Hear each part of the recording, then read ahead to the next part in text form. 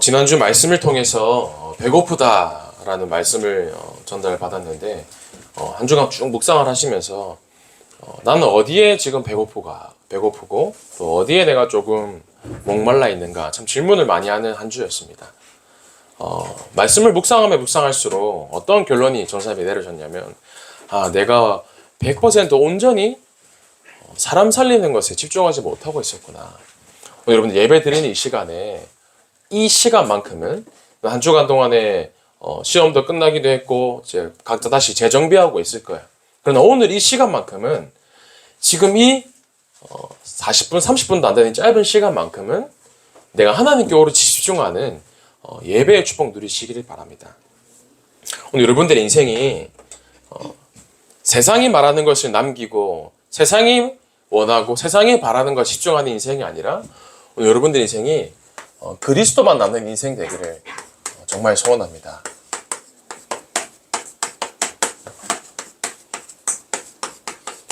여러분들을 만나는 사람이 저 사람에게는 그리스도가 보이는구나. 오늘도 1부 말씀 때 목사님이 말씀하셨어요.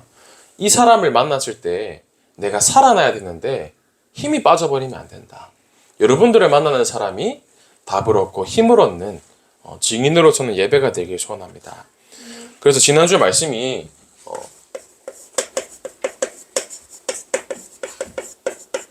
아직도 배고프다라는 말씀을 강단을 통해 주셨어요.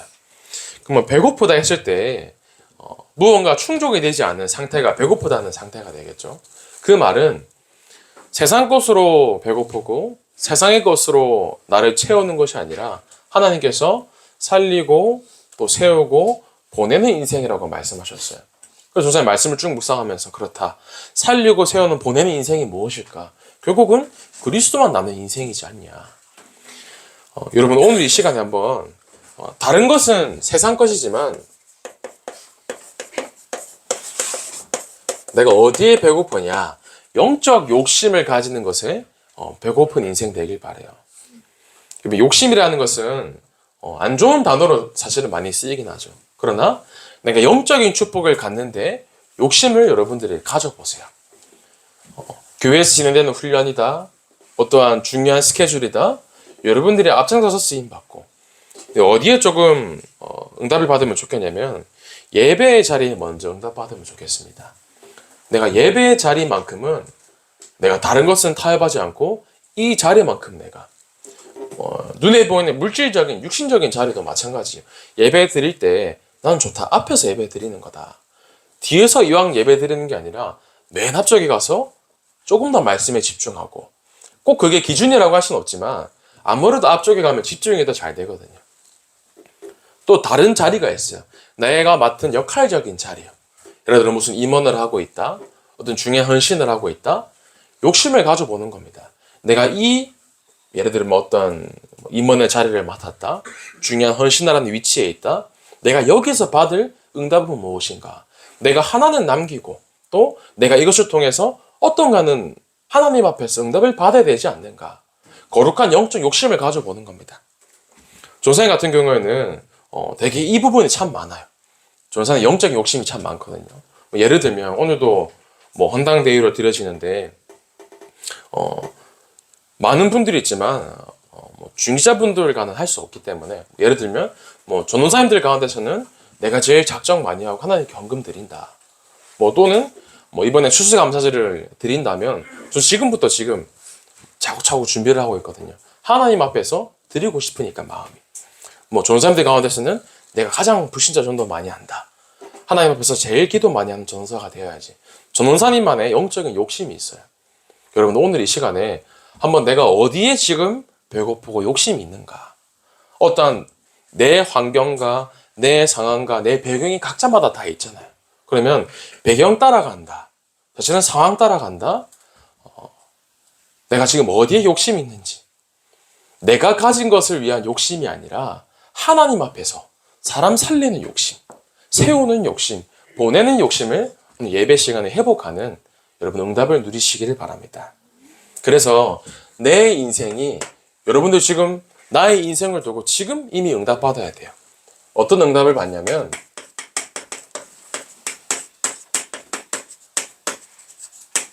여러분들의 인생에 지금 결론을 내리고 시작하는 겁니다. 내가 어디에 결론을 내리냐? 나의 인생의 모든 답과 끝은 그리스도이다. 나의 인생이 그리스도로 완전 결론 내는 인생 되길 바랍니다. 그러면 내가 그리스도로 결론 내어진다면, 아까도 말씀드렸죠? 나를 만나는 사람이 살아날 수밖에 없습니다. 물론 그 사람을 향한 하나님의 절대 시간표는 반드시 있습니다. 그러나 내 힘과 내 열심과 내 최선은 아니라 하나님이 주시는 힘 가지고 도전하는 겁니다. 내가 하나님 앞에서 영적 양심을 가지고 영적 욕심을 가지고 하나님께 매달리는 거예요. 그렇게 했는데도 하나님이 하시지 않으면 우리의 힘으로 할 수 없는 부분이지만 그래도 하나님 앞에서 내가 진짜 살리는 인생이 되는 겁니다. 첫 번째로 나 자신을 살려야 돼요. 내가 힘이 없는데 어떻게 옆에 있는 사람을 살리고 옆에 있는 친구를 살릴 수 있겠습니까? 여러분들이 먼저 나를 살리는 응답을 누리시기를 바랍니다. 이 말씀을 이제 듣고 쭉 이제 한 주간 살아가는데 이런저런 일들이 있는 거예요, 전사님에게. 그래서 수요일 날에 이제 학교를 가는데 그래서 항상 이제 동탄에서 우리 임조세 전사님을 미션홈에서 태워서 학교를 간단 말이에요. 학교를 가는데 그날따라 유독 차가 많이 막히는 겁니다. 차가 막히는데 전사님 이제 운전을 막 과격하게 하는 스타일은 아니거든요. 앞에 쭉 가고 있는데 그날따라 유독 계속 전사님 앞에 이제 차선을 이제 들어오면 깜빡이를 켜고 들어오잖아요. 근데 그때는 유독 깜빡이를 안 켜고 계속 끼어드는 겁니다. 그래서 이제 임조세 전사 옆에 타 있는데 처음에 욱 하는 마음이 들었다가 살리는 인생이죠. God bless you. 창문을 열고 God bless you 이렇게 했어요. 뭐 이게 살리는 인생일 수도 있겠지만 조세 뭘 생각했냐면 나를 만나는 어떤 사람도 또 나를 만나는 사람뿐만 아니라 나를 만나고 내가 접하는 상황, 환경 좋다 무조건 살리는 것이다. 내 체질은 살리는 체질이 아니더라도 내 속에 있는 그리스도께서 나를 살리셨는데 여러분도 한번 생각해 보세요. 나는 살리는 인생을 살고 있는가? 세상 사람들에게는 감추어져 있고 영적인 문제가 결국은 드러나면서 고통받고 있는 사람이 너무 많은데 학교에 있는 친구들이라든지 내 주변에 있는 환경이라든지 나는 살리는 인생인가? 그러면서 두 번째로 나는 한 사람, 한 개인을 세우는 인생이 나에게 되어지고 있는가? 하나님께서 애국과 광야와 가나안 사실은 이게 문제라고 볼 수도 있거든요. 그러나 이 속에서 첫 번째로 하나님이 여러분들에게 말씀을 통하여서 내 각인을 완전히 바꾸어 나가시는 겁니다. 당연히 우리의 환경과 생각을 보면 불가능한 상황이에요. 당연히 너무너무 힘든 겁니다. 무언가 맞지 않는 겁니다. 말씀과 맞지 않는 것처럼 보이는 광야 인생인 거예요. 말씀과는 무언가 맞지 않는 애굽의 노예 생활. 그런데 하나님은 뭐라고 말씀하시냐? 그것들을 통하여서 내 잘못된 각인과 뿌리 체질을 바꾸신다는 겁니다. 그러면 무언가 도망치는, 피하는 하나님 앞에서 말씀 따라가는 인생이 돼야 되는데 애굽에서 노예로 있다가 광야로 나왔는데 불평불만하게 되는 겁니다. 그러나 내가 그 속에서 그것이 나를 세우는 인생이고 나에게 주시는 미션이 뭐냐? 결국은 사람을 세우는 것으로 나의 인생을 쓰길 원하시는구나. 인정되어지는 거죠. 그럼 세 번째는 그 한 사람을 보내는 인생까지 여러분들이 쓰임받는 겁니다. 모으고 흩어지고 문화 살리는 도피성으로. 도피성으로 오는 모든 사람은 무조건 보호하고 살리는 것이 도피성이죠. 그러면 여러분들의 인생이 그리스도로 결론 내어져 있다면 이 인생은 따라올 수밖에 없다. 그래서 여러분들의 인생이 그리스도만 남는 인생이 되어야 된다. 이 사람을 만났는데 이상하게 불신앙이 남아요. 이 사람을 만났는데 무언가 포럼의 끝이 처음에는 강단을 포럼하는 것처럼 보이다가 끝에 가면 뭔가 나는 좀 안 된다. 힘들다. 불신앙이 남으면 안 되잖아요. 여러분들의 인생이 그리스도만 남는 증인의 인생이 되기를 소원합니다. 그러기 위해서 오늘 이 시간 여러분들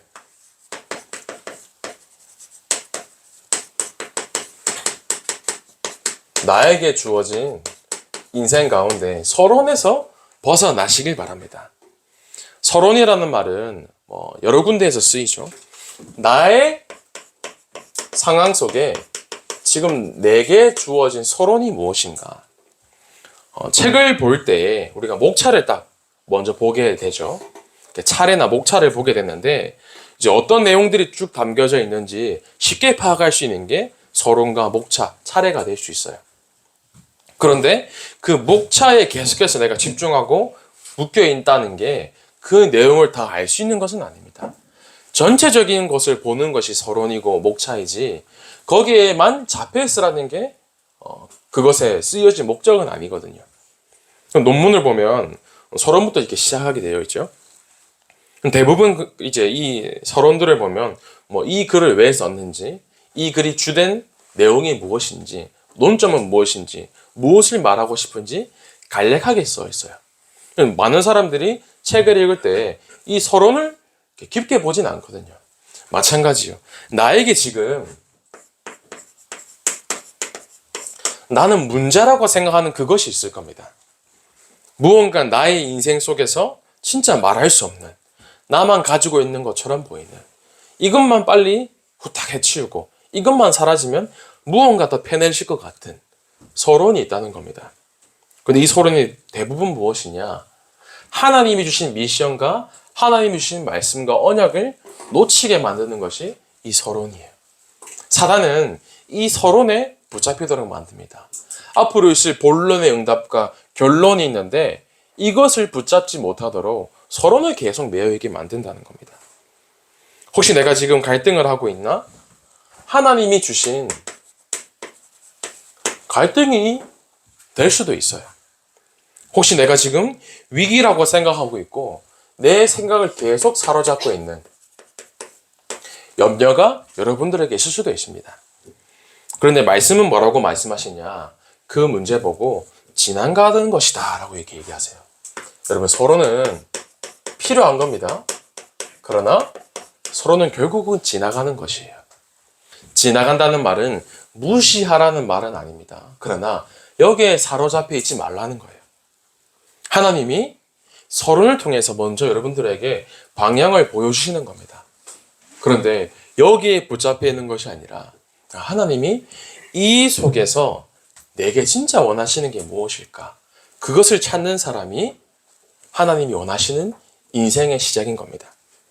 그러면 하나님이 무엇을 지금 서론에 붙잡혀지고 무엇을 보고 무엇을 여러분들의 마음에 담으라 말씀하시냐면 주변에 있는 현장을 보라고 말씀하세요. 지금 내가 속해 있는 그 현장이 어떤 상태인가? 영국에 많은 좋은 대학교도 있고 또 명문 고등학교들이 참 많아요.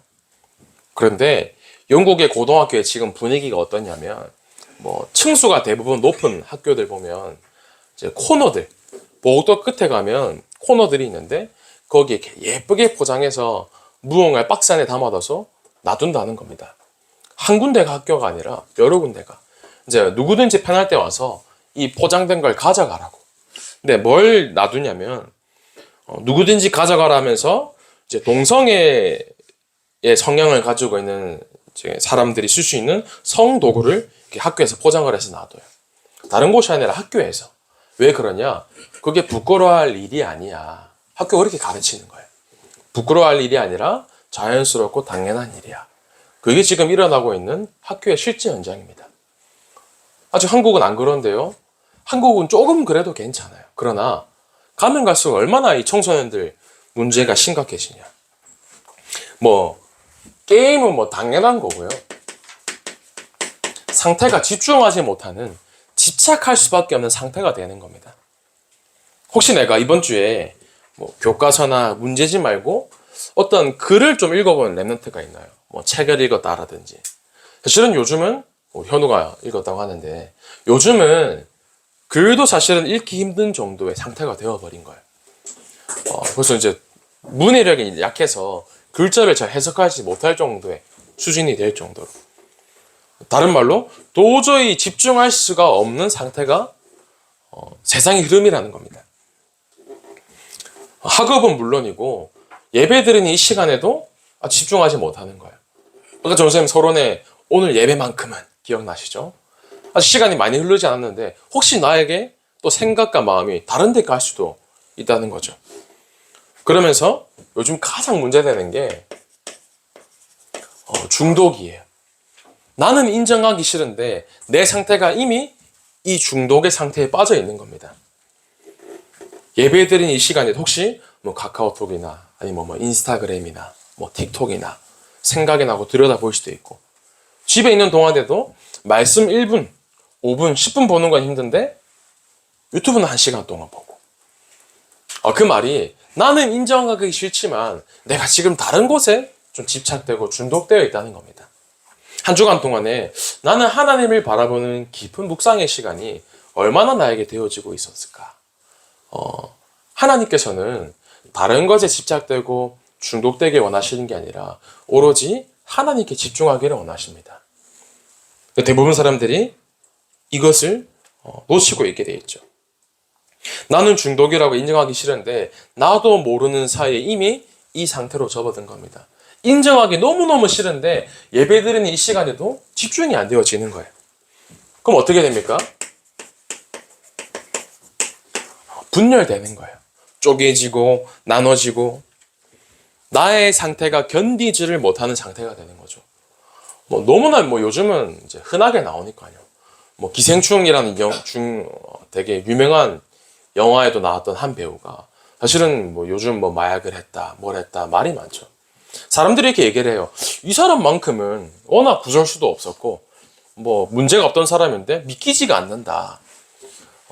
근데 그게 우리의 바라보는 세상의 눈인데 사실은 그 상태는 이미 오래전부터 이 속에 들어가 있는 상태인 겁니다. 내 힘으로는 견디지 못하는, 의존하지 못하면 견딜 수 없는 상태가 오랫동안 지속되어 있다가 감추어지고 있다가 드러나게 된 것이죠. 특히 청소년들을 봤을 때 저 깜짝 놀랐어요. 새벽 2시인데 실제로 일어난 일이죠. 고등학생 2학년이 새벽 2시에 오토바이를 훔쳐서 40대 여성을 납치한 거예요. 이번에 3, 4일 전에 있었던 일이죠. 그래서 그 40대 여성을 납치해서 초등학교 운동장에서 성폭행을 하고, 그러면서 그 영상과 사진을 찍어서 가족에게 보내서 협박을 하고, 실제로 일어난 일이 아닙니까? 그래서 경찰도 너무너무 황당하니까 마약 검사를 한 거예요. 분명히 약물이 투여하지 않고는 이런 일을 벌일 수가 없다. 그런데 정상, 약물 투여 반응은 전혀 없고, 한 사람의 일이 아니라 세상의 흐름이라는 겁니다. 그러면 현장이 너무너무 이 속에서 죽어가고 있는데 나는 지금 어디에 중심과 관심이 있느냐? 나는 현장에는 관심 없고 여기에 아직 사로잡혀 있는 겁니다. 일단 내 거, 일단 내 문제, 일단 내 답답한 거. 하나님은 여기에 지금 붙잡혀 있는 것이 아니라 현장 살리길 원하십니다. 오늘 여러분들의 인생이 정말로 하나님이 가장 기뻐하시는 살린 인생 되기를 소원합니다. 그러면 여러분 오늘 인생이 달라져야 돼요. 나의 인생에 결론이 내어지는 진짜 예배가 되길 소원합니다. 여러분들 정말로 그리스도께서 나의 모든 서름과 모든 것을 끝냈습니다. 모든 것을 하나님께서 이미 끝내신 겁니다. 오늘 본문 말씀을 좀 간단하게 보면 욥이라는 분이 있었어요. 동방의 의인이다라고 할 만큼 구약시대에 아브라함과 욥이 동시대에 살았습니다. 근데 하나님께서 인정하는 동방의 의인이라는 사람이었어요. 하나님께 예배드리고 하나님께 찬양하고 하나님이 인정하는 사람이었다는 거예요. 그런데 그 욥을 사단이 건드리기 시작해요. 사단이 공격해서 재산은 다 사라지고 욥의 자녀는 모두 죽게 되고 욥은 심각한 질병을 앓면서 모든 것이 심지어 아내까지도 떠나버리는 내가 가진 것이 완전히 사라져버리는 상태에 욥이 놓이는 겁니다. 그런데 그런 문제가 터지는데 사단이 그 배후에 있는 겁니다. 근데 더 자세히 보니까 그 사단의 공격을 하나님이 허락하시는 장면이 나와요. 여러분 응답에도 하나님의 주권을 인정해야 하지만 문제와 핍박에도 하나님의 주권과 함께 나에게 온 것이 하나님의 절대 계획이 숨겨져 있다는 겁니다. 그럼 주권이 인정하겠는데 도대체 왜 그런 상황을 허락하셨냐는 거예요. 하나님 장난을 치신 하나님입니까? 사랑의 하나님이라면서 왜 그렇게 잔인한 일들을 허락하셨냐는 거예요. 그 많은 문제와 사건을 통과하고 난 이후에 오늘 마지막으로 했던 욥의 고백이 본문 말씀입니다. 우리 욥기 42장의 마지막 말씀이죠. 5절에 우리가 함께 읽었죠. 내가 주께 대하여 귀로 듣기만 하였으나 이제는 눈으로 주를 배움나이다. 말하자면 이 문제, 사건, 위기, 갈등, 염려를 통과하면서 하나님을 더 깊게 사실적으로, 실제적으로 내 것으로 체험을 하게 된 겁니다. 왜 하나님이 우리에게 일어난 문제를 허락하시고 왜 바라보고 계시느냐? 그리스도로 문제를 한번 풀어보라는 겁니다. 너의 힘이 아니라 그리스도여야만 된다. 그것을 인정하라는 것이 이 서론이라는 겁니다. 그러면서 그리스도가 내게 사실이 되고 임마누엘로 누려지면서 성삼위 하나님과 보좌의 능력을 말로만 하지 말고 귀로 듣고 실제로 누려보고 풀어보라는 겁니다. 그래서 오늘 욥이 고백을 한 거예요. 내가 이제까지는 귀로만 하나님의 말씀을 들었사오나 이제는 눈으로 주를 배웁니다. 내가 머리로 듣고 예배에 늘 앉아있고 습관적이었던 그 말씀이 이제는 하나님 내 삶 속에 성취가 되어지고 확인이 되어집니다. 내 힘으로는 절대로 이 문제, 갈등 이겨낼 수 없었는데 하나님 그리스도가 내 인생의 참된 결론이 되고 그리스도여야만 하는군요. 하나님께서는 그 고백을 원하시는 겁니다. 여러분 이 고백이 이 욥의 고백이 나의 고백이 되길 소원합니다. 왜 예수님께서 부활하시고 승천하시기 전에 40일 동안 제자들을 감람산에 부르셨을까요? 여러분들 내 인생의 결론이 진짜 그리스도가 되어야 돼요. 그리스도가 아니면 안 되는 상태이기 때문에 집착되고 중독되고 분열되어도 괜찮습니다. 그런 우리에게 너 힘으로 안 되잖아. 그래서 내가 이 땅에 그리스도를 보냈어. 여러분들 그리스도가 나의 결론이 되어집니다. 그러면 40일 동안에 하나님 나라의 일을 말씀하셨다. 우리 너무나 많이 듣는 말씀이잖아요. 하나님께서 예수님께서 40일 동안 분명히 말씀하신 것은 핵심을만 얘기하셨을 거예요. 승천하시기 이전에 40일 동안 사실은 유언과도 마찬가지인 중요한 말씀이었잖아요. 그럼 무엇을 말씀하셨냐? 40일 동안 그들에게 보이시며 하나님의 나라 일을 보이시며 말씀하시느니라. 하나님의 나라 일을 제자들에게 집중적으로 말씀하신 거예요. 제자들이 묻습니다. 어떻게 기도를 해야 됩니까? 마태복음 6장 10절에 너희는 먼저 뭐라고 기도하냐? 하나님의 나라가 임하옵시오고. 마태복음 6장 33절에도 먼저 그의 나라와 그의 의를 구하라. 내가 기도하는 게 혹시 이 기도 제목일 수 있어요. 그런데 하나님은 뭘 말씀하시냐? 먼저 나라를 위해 기도하라. 여러분들 나의 기도 제목의 패러다임이 오늘 완전히 바뀌시길 바랍니다. 오늘부터 다른 것이 아니라 나에게 하나님의 나라가 임하게 하여 주옵소서. 여러분들 기도가 단순해지면 돼요.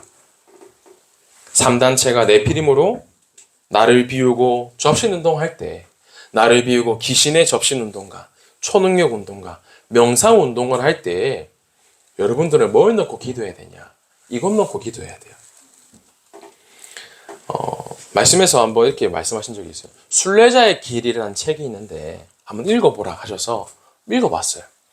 그 순례자의 길이라는 책에 이제 색깔도 있지만 왜 읽어보라고 했는지 저는 사람 좀 이해를 하게 됐어요. 책을 읽는데 이런 이제 책의 문장이 나옵니다.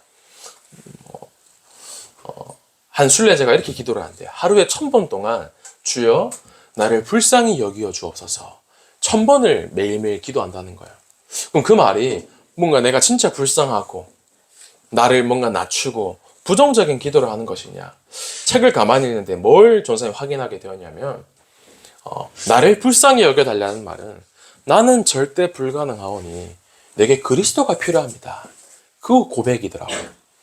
여러분들의 인생에 이 기도가 나오게 되면 됩니다. 하나님, 내게 그리스도가 필요합니다. 하나님, 나에게 하나님의 나라가 임하게 하여 주옵소서. 여러분들, 이슬람은 기도를 달달달 외웁니다. 토시 하나 틀리지 않고 똑같은 기도를 하루에 7번 죽을 때까지 기도해요. 그런 사람에게 무언가 역사가 일어난다는 겁니다. 왜 이단들이 불건전한 교리로 사실은 반그리스도적인 걸로 활동을 하지만 왜 이단들이 저렇게 일어나냐? 사실은 이단들의 교주들의 특징이 보면 무언가를 붙잡고 기도에 깊이 들어갑니다. 악령이 역사하는 거죠. 여러분, 종교인들도 그렇게 기도에 들어가는데 기도의 비밀을 가진 우리는 내 기도가 진짜 이 속에 들어간다면 하나님이 역사하십니다. 전사님이 요즘 이거 하나 가지고 진짜 집중하고 있어요. 하나님, 나에게 다른 것이 아니라 성령의 충만함을 허락하여 주옵소서. 우리가 하루에 진짜 이 고백을 계속하게 된다면 나의 인생이 달라지게 되는 겁니다. 꼭 우리의 인생에 무언가 잘 되어야 합니까? 꼭 우리의 인생에 무언가 눈으로 응답이 와야 됩니까? 그리고 완전히 멸망했다고 생각하는 욥에게 끝에 결론에 무엇이 보였냐? 그리스도가 보인 겁니다. 내 현실을 봤을 때에는 너무나 비참하고 참혹한데 나를 구원하신 하나님의 은혜가 보인 겁니다. 하나님께서 나에게 모든 걸 주셨기 때문에 주시니도 여호와시고 거두니시도 여호와시니라. 감사가 고백되어지는 거죠. 내가 죽게 되어 귀로 듣기만 하였사오나 이제는 눈으로 주를 배웁니다. 이 고백이 여러분들의 고백이 되길 정말로 전사님이 소원합니다. 그럼 욥의 끝이 어떻게 되었냐? 42장 끝에 보면 나와요. 42장 12절에 여호와께서 욥의 말년에 욥에게 처음보다 더 복을 주나니, 처음보다 더 갑절에 복을 주시는 거예요. 양은 1만 4천 마리, 낙타 6천 마리, 소 1,000결이, 암낙이 1,000마리. 물질적인 것을 따라온다는 거죠. 그러면서 아들이 7, 딸이 3. 그 후에 욥이 140년을 더 살며 하나님과 더 함께하는 형통한 축복을 140년이나 더 누리다가 하나님께로 간 겁니다. 여러분들, 나의 인생에 눈에 보이는 것, 육신적인 것, 문제를 놓고 기도하는 게 아니라 그리스도, 하나님 나라, 성령 충만, 복음이 나의 인생에 누려지고 남는 그리스도만 남는 인생 되기를 소원합니다. 그러면 이 축복이 저와 여러분들의 것이 되었을 때 나의 인생은 이제 달라지는 거죠. 나의 인생이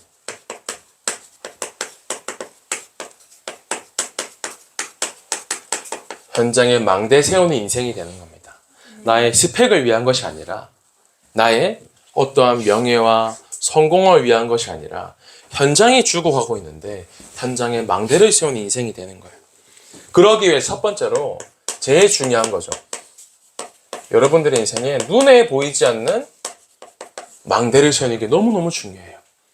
내가 늘 듣는 말씀이 아니라 나의 말씀이, 기도해라 해서 기도가 아니라 내 삶의 진짜 말씀이 기도 제목으로 붙잡아지는, 그러면서 내 삶 속에 만나는 모든 사람이 살아나는 전도까지. 말씀과 기도와 전도라는 눈에 보이지 않는 망대를 여러분들의 마음속에 계속해서 세워나가세요. 그러면 그 망대가 어떤 망대로 바뀌냐?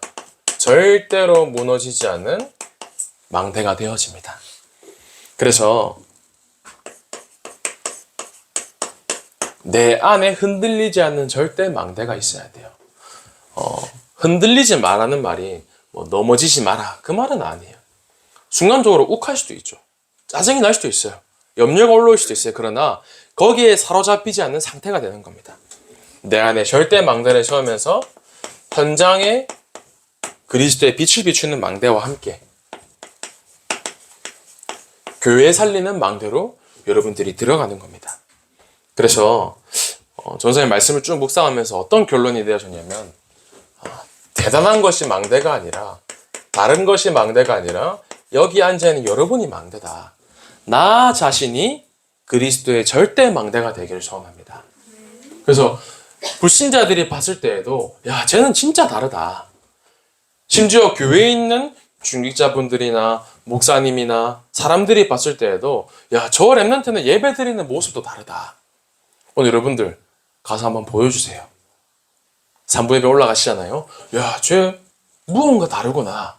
사람 앞에 보여지는 것은 아니지만 하나님 앞에서 여러분들이 절대 망대가 되는 거죠. 그래서 여러분들 너무 중요합니다. 바르게 준비하기 위해서 교회에 있는 집중훈련 속에 들어가라. 특별히 오늘 주 토요일 날에 우리 EBS 집중훈련이 있어요. 청소년 신앙을 참여하는 램프들은 중간에 참여하지는 못하지만 어떻게든 방법을 써서 전사님에게 뭐 영상을 달라 하든지 교회에 있는 모든 집중훈련 속에 여러분들의 망대로 들어가라. 그러면서 토요일에 진행되는 우리 청소년 신학원 있죠. 마음을 담고 참여하세요. 전도자로 세워지는 전도신학원입니다. 그러면 좀 가장 중요한 우리 11월 19일에 D-Day죠. 삼시세끼 캠프가 있습니다. 여러분들의 마음속에 기도하면서 평소 현장을 쭉 돌아다니면서 이제 복음 전하고 싶은 대상자를 파악을 하고 있어요. 오늘도 포럼하시면 선생님과 함께 진짜 이 현장에 내가 복음을 전하고 싶은 친구를 놓고 여기 도전하는 거예요. 새벽에 나와서 단을 쌓고 선생님과 함께 합심으로 기도하고 하나만 얘기하고 선생님 마치겠습니다. 이스라엘과 팔레스타인 이제 무장단체죠. 하마스가 지금도 사실은 전쟁을 계속하고 있죠. 너무 마음이 아픈 거예요. 뭐 얼마나 심각하냐면 어린아이들, 영아아이들까지도 막 목을 베어서 참수를 하고 사실은 사람이 할 짓이 아니잖아요. 그런 전쟁이 계속해서 일어나고 있는데 그 전쟁 가운데서 침략을 한 번도 받지 않은 공격을 막아낸 마을이 있어요. 가자지구가 있었는데 이제 하마스가 있는 곳이죠. 가자지구 바로 옆에 이제 이스라엘의 작은 마을이 있었어요. 작은 마을이 있는데 이스라엘은 남자 여자 모두가 이제 군에 입대하는 게 법이죠. 그래서 여성도 복무를 하고 있는데 우리 리버만이라는 25살 여성 군인이 있었어요. 그날도 밤에 이제 총을 들고 보초를 서고 있는데 이상하게 이전과는 다르게 움직임이 다른 무언가를 포착한 겁니다. 그래서 가만히 보는데 너무 이상한 거예요, 새벽에. 그래서 무언가 이상하다.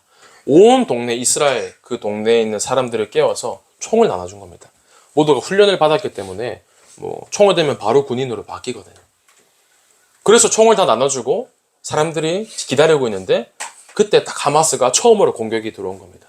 그래서 그 같이 있는 동네 병사 군인들과 함께 이제 시민들과 함께 하마스 무장단체 공격을 막아냈어요. 그래서 그 동네에는 실제로 인명피해도 없었고 완전히 침투를 막아낸 사건으로 인해서 전쟁이 끝나면 이건 나라에서 상을 줘야 된다. 영웅이다. 라고 일어나는 사건이 있었거든요. 보면서 저게 절대 망대다.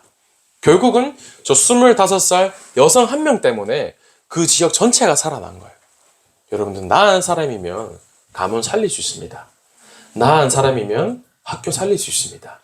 나은 사람이면 내게 맡겨주신 그 사람 살릴 수 있습니다. 여러분들이 현장에서 나를 만나는 모든 사람에게 그리스도만 말하고 그리스도만 남기는 살렘의 인생의 주역으로 쓰임받기를 소원합니다.